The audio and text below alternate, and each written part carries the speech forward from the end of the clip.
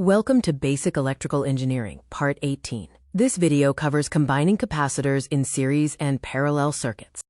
Capacitors are combined for several reasons, including meeting specific capacitance values not available in standard components, tuning circuit responses, and managing high voltages effectively.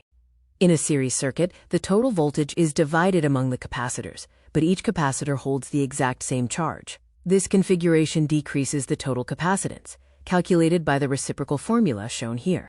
Capacitors in parallel each receive the full source voltage. The total charge is divided, and this configuration increases the total capacitance. The total capacitance is simply the sum of individual capacitances. Comparing the two, voltage divides in series but stays the same in parallel. Charge stays the same in series but divides in parallel. Total capacitance decreases in series and increases in parallel. Capacitors store energy in an electric field, acting like electrical springs. The total stored energy is defined by the formula E equals 1/2 CV squared.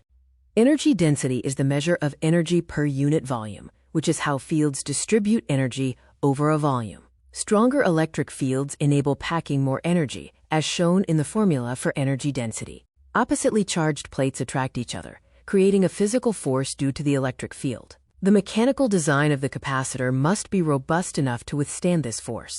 Every capacitor has a voltage rating, also called the working voltage. Exceeding this limit will destroy the dielectric material, so this rating must never be surpassed. Connecting capacitors in series helps overcome voltage limits. For example, two 15-volt capacitors in series can handle a 30-volt system, with each taking half the voltage. When charged capacitors are joined, charge flows from high potential to low potential until a common potential is reached. The total charge in the system remains the same. Energy is lost when charge flows through connecting wires, which have natural resistance. This resistance converts electrical energy into heat, causing the total stored energy to decrease during sharing. In the initial DC state, applying voltage to an empty capacitor causes a maximum charging current as electrons rush to the plates. An uncharged capacitor behaves like a short circuit. In the final DC state, the capacitor reaches full source voltage and the plates repel any new electrons.